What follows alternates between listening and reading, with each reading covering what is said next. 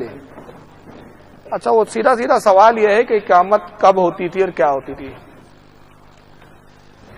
حدیث پاک میں آتا ہے، مشکات میں حدیث موجود ہے، اور مشکات نے صحیح مسلم کے حوالے سے لکھا ہے کہ حضور نے بلال کو حکم دیا ہے، بلال جب تک مجھے مسجد سے اپنے حجرے سے کمرے سے نکلتے ہوئے نہ دیکھو اقامت مت پکارو.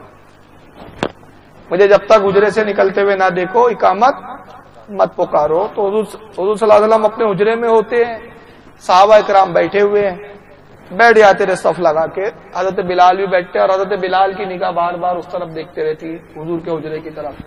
جیسی حضور حجرے سے نکلتے بلال کھڑے ہوتے اور اقامت شروع کر دیتے، اور وہ اقامت پڑھتے تو رسول صلی اللہ علیہ وسلم جب مصلی پہ آتے تو حضرت بلال اس جملے پہ پہنچتے حی علی الفلاح، تو سارے صحابہ حضور کے استقبال کے لیے کھڑے ہوتے تھے. وہ اصل میں اقامت میں نہیں کھڑے ہوتے تھے، حضور کے استقبال کے لیے کھڑے ہوتے تھے. تو صحابہ حی علی الفلاح پہ کھڑے ہوتے تھے. چنانچہ یہ صحابہ کی سنت بن گیا، اور فقہاء کرام نے اس سے مسئلہ یہ اخذ کیا کہ اقامت میں پہلے سے کھڑا ہونا جائز نہیں، مکروہ ہے، بلکہ حکم یہ ہے کہ حی علی الفلاح پر کھڑا ہو. خود فتاوی علماء دیوبند کے اندر یہ ہے کہ حی علی الفلاح پر کھڑا ہو. دیوبندیوں کے ایک مولوی ہے جن مر گئے، جن کا نام تھا پالن حقانی.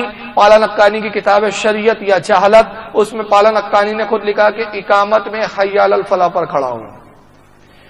دیوبندیوں نے مشکات کی شرح چھاپی ہے مظہر جدید کے نام سے، جس کے لکھنے والے اور مشکات کی شرح کرنے والے عبداللہ غازی پوری ہے. عبداللہ غازی پوری نے شرح کی. وہ لکھتے ہیں اس حدیث جو میں نے سنا ہے بلال والی، اس کی شرح میں لکھتے ہیں کہ اقامت میں پہلے سے کھڑے ہونا مکروہ ہے، جائز نہیں، حی علی الفلاح پر کھڑے ہوں. اب یہ دیوبندیوں سے پوچھی کہ جو پہلے سے کھڑے ہو جاتے اس کی دلیل کیا ہے ان کے پاس؟ تو دلیل کچھ بھی نہیں ہے، عقل کا گھوڑا ہے ان کے پاس. وہ کہتے نہیں کیا ہے، وہ پہلے سے کھڑے ہو جا رہے، صف اب آسان ہوتی ہے درست کرنا. جبکہ حضور کی سنت کیا تھی؟ صحابہ کہتے ہیں حضور کی سنت یہ تھی کہ حی علی الفلاح پہ صحابہ کھڑے ہوتے اور حضور تکبیر پکارنے سے پہلے پیچھے پلٹ کر دیکھتے اور صفوں کو درست کرواتے. اور حضرت عمر کا طریقہ تو یہ تھا کہ کوڑا لے کے صف میں گشت کرتے پہلے، اور جو صف میں آگے ہوتا ساٹ کر کے کوڑا پڑتا، چل پیچھے ہو. تو اس کے بعد پھر آپ مصلی پہ آ کے اقامت کہتے. تو صفیں کب درست ہوتی تھی؟ اقامت ہو گئی، اب کھڑے ہو گئے تب صفیں، اور اس کے بعد تکبیر. یہ پہلے سے کھڑے ہو جاتے. امام مالک فرماتے ہیں کہ بہتر یہ ہے کہ حی علی الفلاح پہ کھڑا ہو. ہاں جو ضعیف ہے، بزرگ ہے، کھڑے ہونے میں تکلیف ہے، تو اس کو چاہیے کہ اشہد ان محمد رسول اللہ سے کھڑا ہونا شروع کرے تو حی علی الفلاح تک پہنچنے تک کھڑا ہو جائے گا.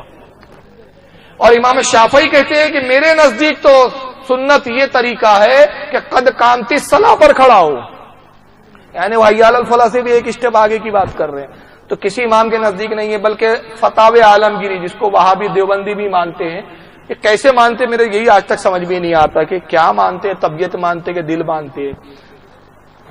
فتاوی عالمگیری کے اندر صاحب مسئلہ موجود ہے. در مختار اور رد المختار، جس کو فتاوی شامی کہا گیا، حضرت امام محمد ابن عابدین شامی جن کو سارے وہابڑے مانتے ہیں، یہ سارے در مختار عالمگیری وہ کتابیں جو دیوبندیوں کے مدرسوں میں ہے، اسی سے یہ لوگ بھی فتوا دیتے.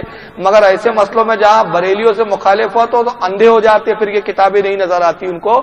ان تمام کتابوں میں مسئلہ ہے کہ ایک شخص مسجد میں آیا، اقامت شروع ہو چکی تھی، مؤذن اقامت دے رہا ہے، حکم یہ ہے کہ اقامت ختم ہونے کا انتظار نہ کرے، بلکہ جہاں سے بھی کان میں آواز پہنچے اسی جگہ فوراً بیٹھ جائے.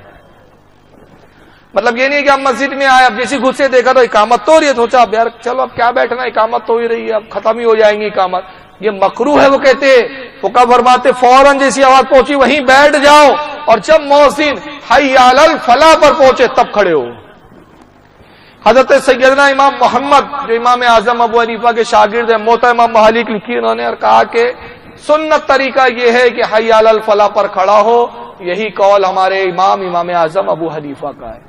تو اس پہ بہت دلائل ہے، بہت ساری کتابیں موجود ہیں. اللہ تعالیٰ سمجھ کی توفیق عطا فرمائے.